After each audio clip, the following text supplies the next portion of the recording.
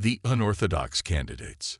The Galactic Military Academy's admission committee had never encountered a species quite like humans before.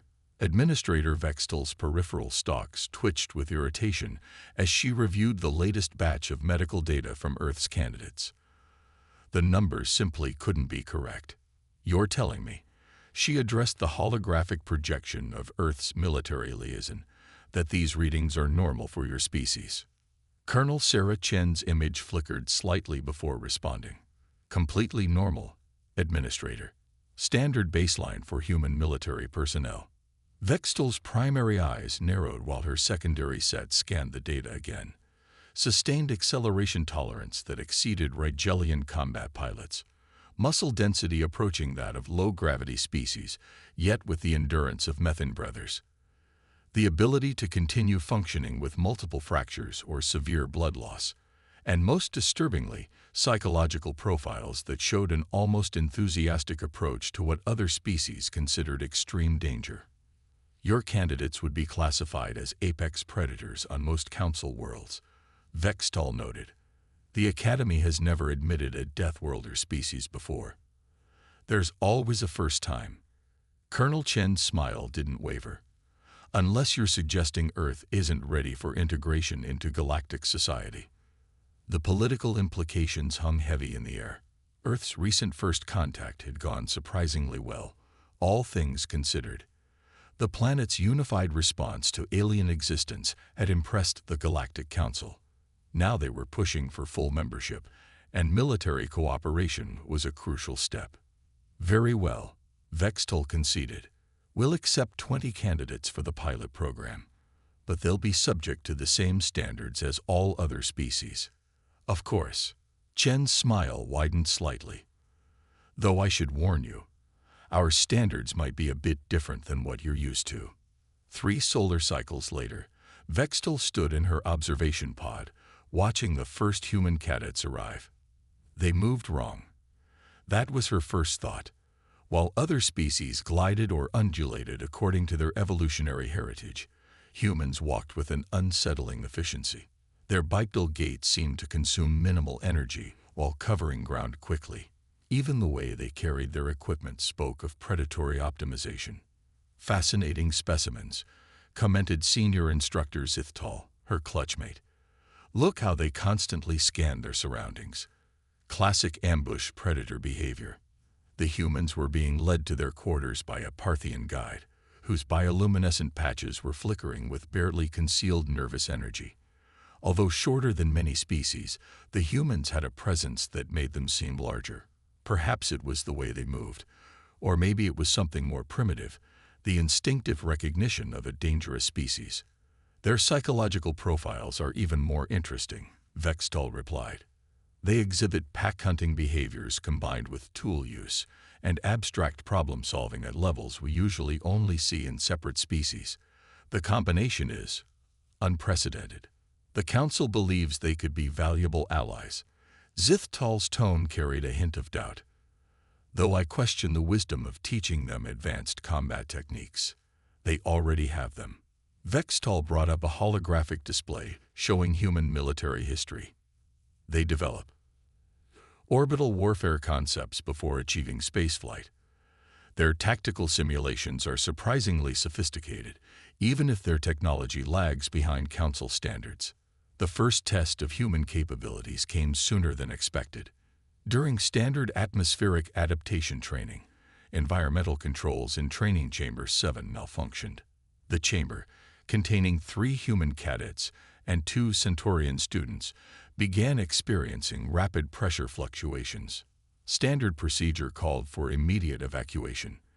The Centaurians followed protocol perfectly, making their way to the emergency exits.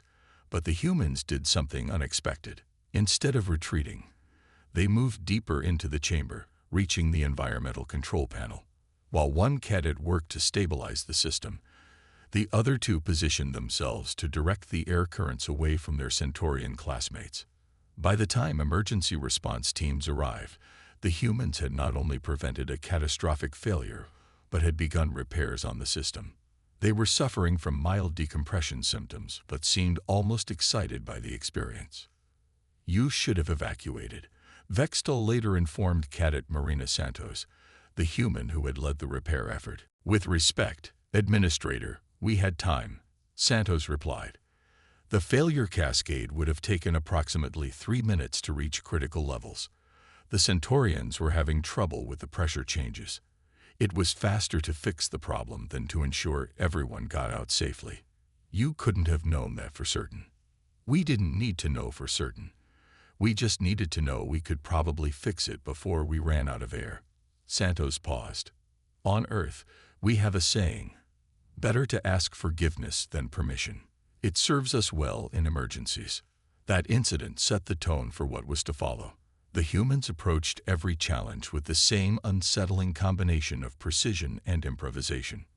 They excelled in crisis response scenarios, demonstrated remarkable unit cohesion, and showed an almost aggressive approach to problem solving. But it was their performance in combat simulations that truly began to worry the instruction staff. Human cadets consistently achieved objectives through methods that AI tactical systems classified as technically possible but inadvisable. They seemed to view the calculated risk of death as an acceptable parameter rather than a mission-ending condition. During one particular exercise, a human team was tasked with defending a space station against a numerically superior force. Instead of following standard doctrine by fortifying key positions, they deliberately vented entire sections to space, using the debris as both weapons and sensor obstacles.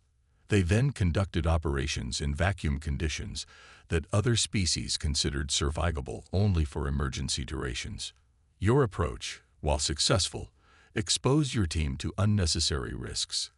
The combat instructor, a veteran Drachnid commander, informed them. Unnecessary by whose standards? Cadet James Chen asked. We maintained operational capability while denying the enemy use of our resources. The fact that it required us to work in vacuum for extended periods was a tactical advantage. The enemy didn't expect anyone to fight under those conditions. The instruction staff soon learned that this wasn't bravado or recklessness. Humans had evolved on a planet that tried to kill them in countless ways, developed as persistent hunters who chased prey until it collapsed, and survived multiple near-extinction events. Their approach to warfare wasn't suicidal. It was the natural extension of their species' history. This revelation came to a head when the Academy's governing board met to discuss the human integration program. The human success rate was unprecedented, but their methods were causing concern among traditional military theorists. They're not following any established tactical doctrine, one board member complained. Their solutions, while effective, are often inelegant and unnecessarily dramatic. Perhaps, Vextel responded, we should consider that our definition of unnecessary might need revision.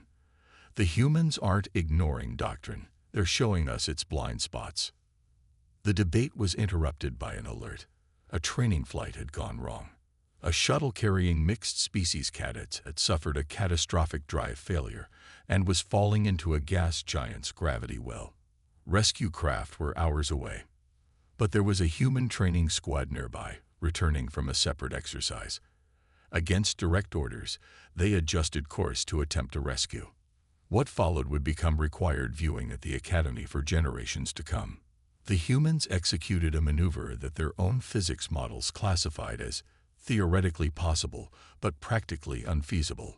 They matched velocity with the falling shuttle, used their ship's magnetic grapples in a way they were never designed for, and conducted an emergency pressure transfer in conditions that should have killed everyone involved. They succeeded. When asked later to explain their reasoning, Cadet Santos simply said, "The worst that could happen was we'd die trying. The best that could happen was everyone lived." Seemed like an easy choice. That incident marked a turning point. The Academy began to understand that they weren't just teaching humans. They were learning from them. But no one realized just how much everything would change when the humans encountered the infamous impossible scenario combat simulation.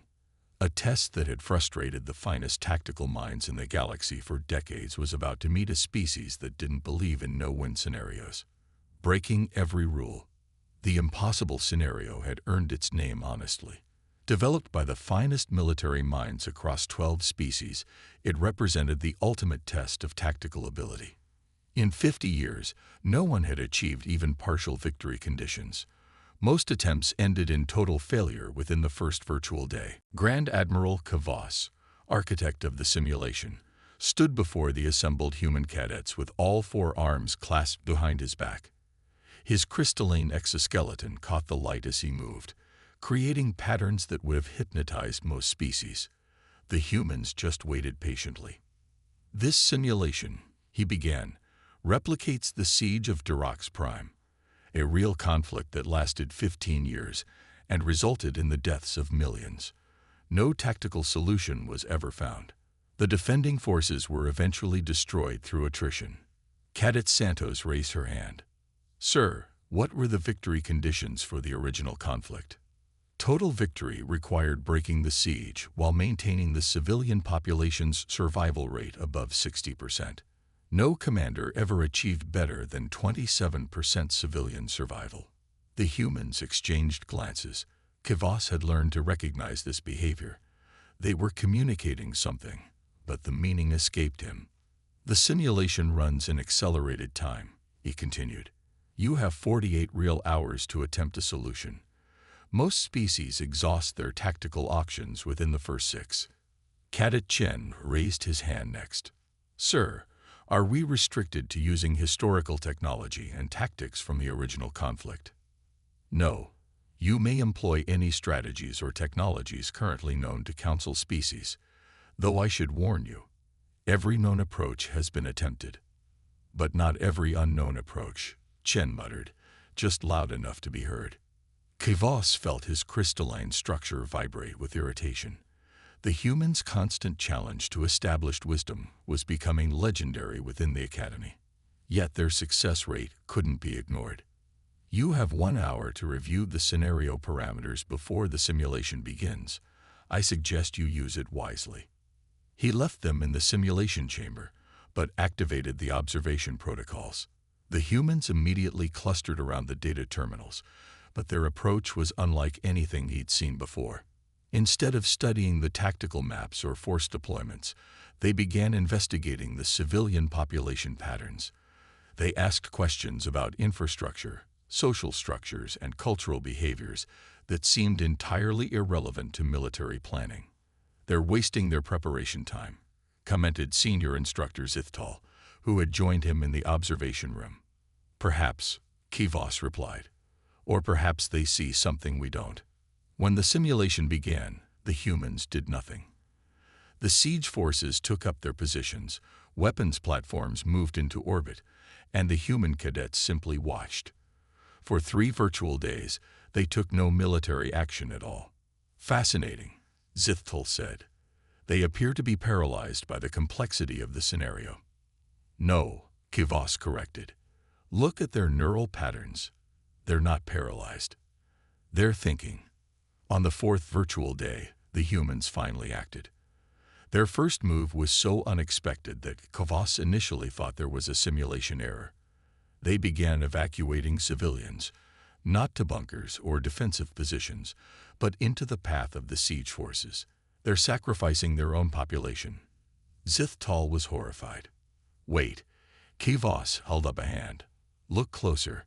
The civilian evacuations were coordinated with precise timing and positioning. Each group moved in patterns that seemed chaotic, but forced the siege forces to constantly adjust their firing solutions and deployment patterns. The civilians weren't being sacrificed. They were being used as living terrain modification. "Impossible," Zithtal whispered. "The civilian casualty rate. It's under 20%. The humans weren't done. As the siege forces adjusted to the civilian movements, the defenders launched their counterattack. But instead of targeting military assets, they struck at seemingly random points in empty space. It took Kavos nearly an hour to understand what they were doing. The humans had calculated the only possible paths the siege forces could use to avoid civilian casualties. By destroying those specific coordinates, they forced the attackers to either hold position or risk being labeled as war criminals by killing civilians. They're using ethics as a weapon, Kivos realized. No one ever considered that the attacker's own moral constraints could be exploited. The siege forces, bound by the same ethical protocols that governed real council military operations, found themselves in an impossible position. They couldn't advance without killing civilians, couldn't retreat without exposing their supply lines, and couldn't maintain position without exhausting their resources. By the 10th virtual day, the siege was effectively broken. The civilian survival rate stood at 73%. How? Kivos demanded when he entered the simulation chamber. How did you devise this strategy? Cadet Santos answered, her expression serious. We studied Earth's history, sir. Specifically, the Indian independence movement and the American civil rights movement. Nonviolent resistance against overwhelming force. But those were political movements, not military conflicts. With respect, sir, Chen added, the distinction isn't always clear. The strongest weapon isn't always the one that causes the most damage. Sometimes, it's the one that forces the enemy to question whether they should be fighting at all. The implications were staggering. The humans hadn't approached this as a purely military problem. They had understood something fundamental about the nature of conflict itself, something that more advanced species had overlooked. Your solution relies heavily on the ethical constraints of council military doctrine, Kivos noted. Against an enemy without such constraints, then we would have used different tactics, Santos replied. The key isn't the specific approach, sir. It's understanding that every constraint, every rule, every cultural assumption is both a weakness and a strength. You just have to figure out which it is in each situation. The news spread quickly through the academy. The impossible scenario had been solved, but not through superior firepower or advanced tactics. The humans had found a solution by thinking so far outside expected parameters that they had effectively created a new form of warfare. That evening, Kivos filed a report to the Council Military Advisory Board. His recommendation was unprecedented. The immediate creation of a new tactical study program, focused on human strategic approaches. The humans weren't just ready to learn galactic military doctrine. They were ready to help rewrite it. But as he finished his report, a troubling thought occurred to him. If the humans could devise such innovative solutions as students, what would they be capable of as graduates? And more importantly, what would happen when they began teaching their methods to other species? The galaxy was about to change, and Kivos wasn't entirely sure if everyone was ready for what that meant. The physics of fear. The Academy's Central Teaching Council had never convened an emergency session over a single species training performance. Yet here they were, 32 of the galaxy's most distinguished military educators, gathered to discuss the humans. High Commander Arksthar, the Council's leader, activated the holographic display. Images of human training exercises filled the air around them, scenes that defied conventional military logic. In the past month alone, Arksthar began, human cadets have rewritten our understanding of squad tactics, rendered our traditional ship-to-ship combat protocols obsolete, and solved a simulation we designed to be impossible. The question before us is simple: are we teaching them, or are they teaching us? Administrator Vextel stepped forward. Perhaps both. Their latest training exercise demonstrates why. The hologram shifted to show footage from 3 days prior. A mixed squad of human and alien cadets had been running a standard planetary defense scenario when the simulation eye malfunctioned. Instead of following programmed parameters, it had generated an unprecedented threat: a quantum-corrupted battleship on a collision course with a populated world. The alien cadets had frozen, faced with the scenario outside their training. The humans hadn't even hesitated. Watch closely, Vextal instructed. This is where it gets interesting. The footage showed Cadet Chen taking command. Instead of attempting to destroy the corrupted vessel, which would have caused a catastrophic quantum cascade, he ordered an incredibly precise series of gravitational slingshot maneuvers around the system's gas giants. Impossible, one council member interrupted. The calculations for that kind of trajectory would take hours, even for our best eyes.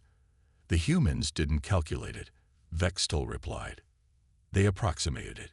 Cadet Chen later explained that they used something called eyeballing it, a human concept of intuitive physics estimation.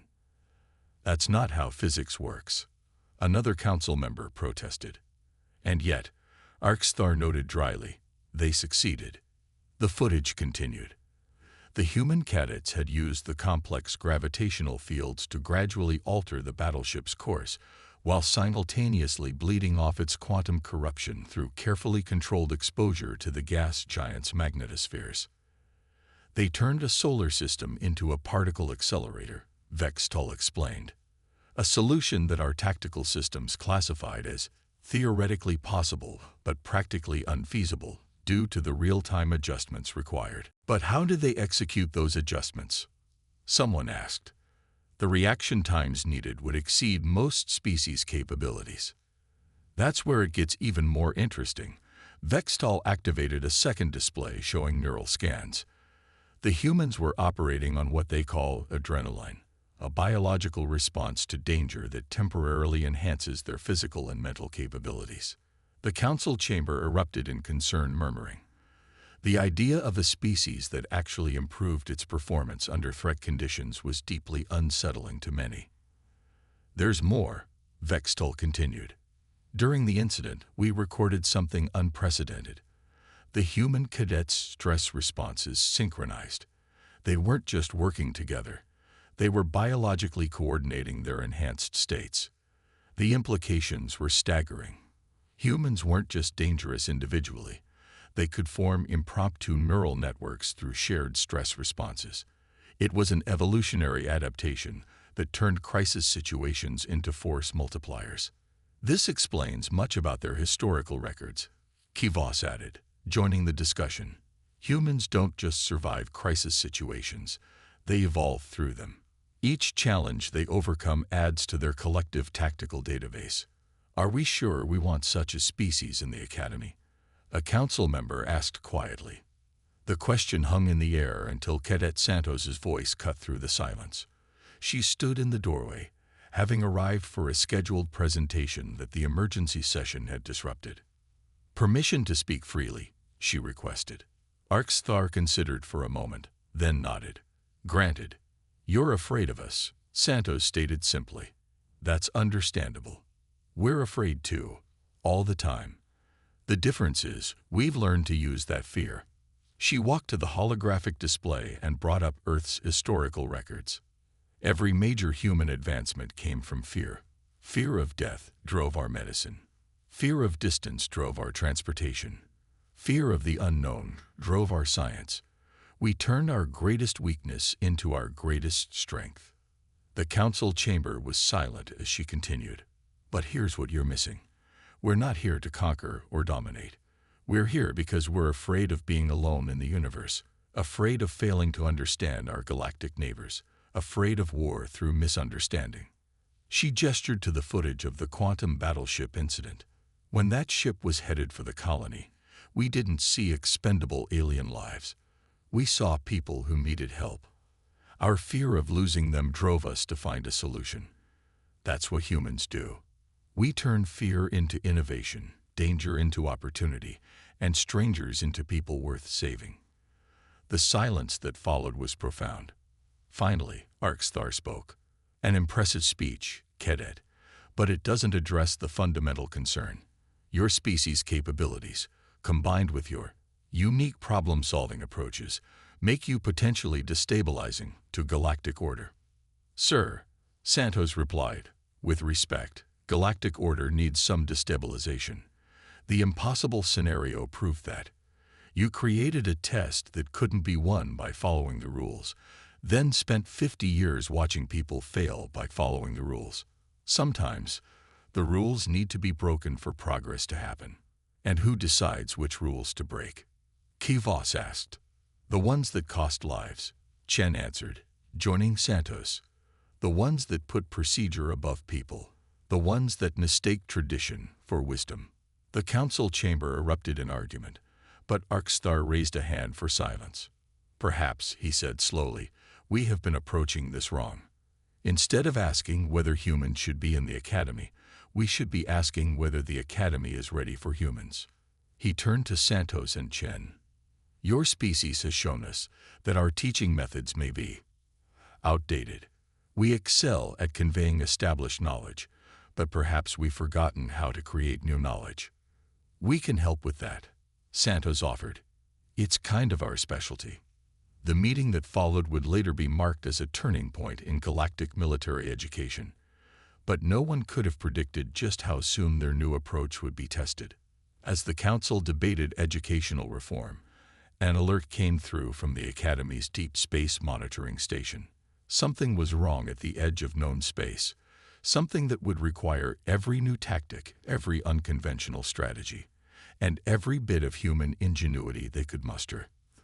The galaxy was about to discover exactly what happened when human problem-solving encountered a truly impossible situation. Impossible made possible. The signal from Deep Space Monitor Station Delta 7 arrived during the Council session. At first, the AI flagged it as a sensor malfunction. The readings simply couldn't be correct. But as secondary confirmations flooded in, the terrible reality became clear. A quantum tear had formed at the edge of Council space, not the controlled, navigable tears used for FTL travel, but a cascading rupture in space-time itself. And it was growing. High Commander Arxthar's crystalline form darkened with stress as he reviewed the data. How long? At current expansion rates, Kivos replied, the tear will reach populated systems within 30 hours. The simulation models suggest total destruction of anything within half a light-year of its edge. The Council chamber erupted in a chaos of voices and emergency broadcasts. Evacuation orders were already being transmitted, but everyone knew the truth. There wasn't enough time to move entire populations. There has to be a solution, Vextal insisted. Our best scientific minds are saying exactly what the original impossible scenario said. Santos interrupted. All eyes turned to her. That there's no viable solution within established parameters. Chen stepped forward, his eyes fixed on the holographic representation of the quantum tear. So we need to change the parameters. This isn't a training simulation, Kivos warned. If you fail, then people die, Chen finished. Just like if we do nothing. The difference is, doing nothing guarantees failure. Arxthar studied the human cadets for a long moment. What do you propose? Santos and Chen exchanged that look the Council had come to recognize, the one that preceded either brilliant innovation or spectacular disaster. We need every ship you have, Santos said, and we need them within 6 hours. That's impossible, someone protested. The logistics alone. Impossible is just a word for something you haven't figured out yet. Chen cut in. 6 hours, and we need full command authority. The Council chamber fell silent. What they were asking was unprecedented, giving command of the entire Council fleet to cadets, human cadets at that. Arxthar's voice cut through the silence. Granted. The next 6 hours demonstrated exactly why humans had earned their reputation. Santos and Chen didn't just request ships. They requisitioned mining equipment, terraforming platforms, even civilian cargo haulers. Anything that could generate or manipulate gravitational fields was drafted into service. They're arranging the ships in a spiral pattern, Kivos noted, watching the deployment. But the gravitational calculations, we're not calculating, Santos explained, not looking up from her control panel. We're resonating. The human plan became clear as the ships took position. They weren't trying to stop the quantum tear. They were trying to make it worse. This is insanity, a Council member protested. They're accelerating the tear's growth. No, Chen corrected. We're controlling its growth. There's a difference. The humans had recognized something that the Council's scientists had missed. The tear wasn't just destroying space-time. It was creating new space-time configurations in its wake. By carefully controlling its expansion pattern, they're trying to make it fold back on itself, Kivos realized. using the new space-time configurations to cancel out the original tier. Like fighting fire with fire, Santos confirmed, or in this case, fighting a quantum apocalypse with a controlled quantum apocalypse. The next few hours were the longest in Council history. Every ship in the fleet, coordinated by human cadets who were eyeballing quantum physics calculations that supercomputers deemed impossible, engaged in a deadly dance with the edge of reality itself.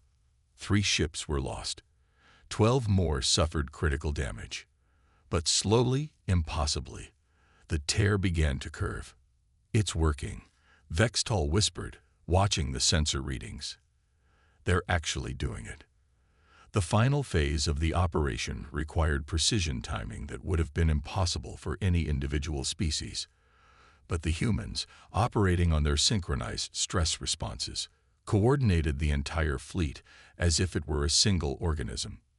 When it was over, when the tear had been forced to consume itself in a spectacular display of quantum physics gone right, the council chamber was silent for a long moment.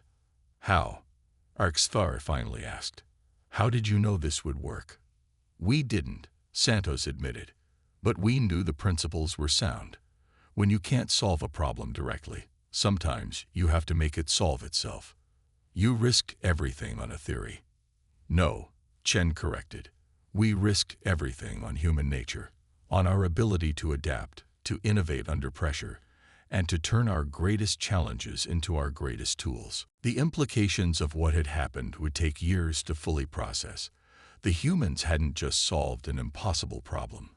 They had demonstrated a fundamentally different way of thinking about reality itself. "Your species," Kivos observed, "appears to have a unique relationship with impossibility." "That's because we don't believe in it," Santos explained. "In human history, everything was impossible until someone did it anyway. Flight was impossible. Space travel was impossible. Faster than light drive was impossible. We've learned to treat impossible as a challenge rather than a limitation." The council members exchanged glances. The humans had proven themselves beyond any doubt, but they had also demonstrated just how different their thinking was from conventional galactic wisdom. "Perhaps," Arxthar said slowly, "it's time we reconsidered what we mean by impossible, and perhaps it's time we reconsidered the role of the Academy itself." The quantum tear incident would later be marked as the moment when galactic military doctrine truly began to change. But for the humans, it was just another Tuesday. As the emergency response teams began their work, Santos turned to Chen with a slight smile. "So, what's next?" "Well," he replied, "I heard there's this other impossible problem out near the Carina Nebula." The council members watching them couldn't decide whether to be terrified or grateful. But one thing was certain: the galaxy would never be the same. New Galaxy Order. The graduation ceremony of the first human class at the Galactic Military Academy was unlike any in the institution's 1,000-year history. The traditional venue, the grand amphitheater with its rigid hierarchical seating, had been abandoned in favor of the Academy's largest simulation chamber. It was Santos' idea. "If we're going to change how the galaxy thinks about military doctrine," she had argued, "we should start by changing how it thinks about ceremony." The chamber hummed with energy as representatives from every council species gathered. The holographic displays showed not just the assembled graduates, but real-time images from across council space. The worlds they had saved, the quantum tear they had sealed, the countless lives they had touched. High Commander Arxthar stood at the center, his crystalline form refracting light in complex patterns that seemed to match the mood of the occasion. Part celebration, part profound change, part uncertainty about the future. When the first human cadets arrived at this academy, he began, many questioned whether a Deathworlder species could integrate into galactic society. Some feared their physical capabilities. Others doubted their ability to comprehend advanced tactical concepts. He paused, his multiple eyes scanning the audience. "We were all wrong. The humans didn't just integrate. They transformed our understanding of what was possible. They showed us that our greatest strength lies not in our technologies or our traditions, but in our ability to adapt, to innovate, and most importantly, to learn from each other. The holographic displays shifted, showing footage from the past year. Humans working alongside aliens, solving problems that had been deemed unsolvable, finding paths where none had existed before. But perhaps their greatest lesson, Arxthar continued, was teaching us the difference between knowledge and wisdom. Knowledge tells us what we can do. Wisdom tells us what we should do. The humans showed us that sometimes wisdom means breaking with tradition to forge a better path. In the front row, Santos and Chen sat with their fellow graduates, human and alien alike. The rigid species segregation that had once been standard at academy ceremonies was gone. In its place was a natural mixing of forms and functions, each species contributing its unique perspectives and abilities. Today, Arxthar announced, we don't just graduate a class of officers. We inaugurate a new era of galactic military doctrine, one that combines the precision of our traditional approaches with the adaptability and innovation that humans have brought to our ranks. The ceremony proceeded, but with notable changes. Instead of the traditional individual recognition, graduates were called forward in the mixed species teams they had worked with throughout their training. Each team demonstrated a unique tactical innovation they had developed, new approaches that combine multiple species' strengths in ways never before considered. When Santos and Chen's team took the stage, they brought with them something unprecedented, a new type of combat simulator they had developed, one that didn't just test tactical knowledge, but the ability to innovate under pressure. The impossible scenario served its purpose, Chen explained to the assembled crowd. It showed us our limitations, but this new system is designed to help us surpass those limitations. It doesn't just test what we know. It tests our ability to discover what we don't know. The implications weren't lost on anyone present. The humans hadn't just solved impossible problems. They had created tools to help others do the same. Some of you may still have concerns, Santos addressed the audience. You may worry that these changes are too rapid, too fundamental. You may fear that by breaking with tradition, we risk losing what made our military institutions great. She gestured to the holographic displays, now showing the quantum tear incident. But look at what we've achieved together. Not just humans, but every species, contributing their unique perspectives and abilities. We didn't succeed because humans are stronger or smarter. We succeeded because we learned to combine our strengths in new ways. The ceremony concluded with another break from tradition. Instead of the customary oath of service to the council, the graduates took a new oath, one that promised not just to defend, but to innovate, to question, and to seek new solutions to old problems. As the formal proceedings ended, Arxthar approached Santos and Chen privately. The council has a proposal for you both, he said. We're establishing a new division, the Tactical Innovation Corps. Its mission will be to identify and solve problems that our traditional approaches can't handle. Let me guess, Chen smiled. Impossible problems. Precisely. We want you to lead it. Both of you. Build teams that combine different species' capabilities in new ways. Find solutions that no one species could develop alone. Santos and Chen exchanged glances, and when we break the rules, Santos asked. Break them well, Arxthar replied. Break them in ways that make us better. As the graduates dispersed to their new assignments, Kavos joined them for a final observation. You know, he said, there's an old saying among my people. The future is written in stone.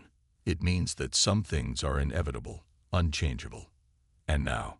Chen asked.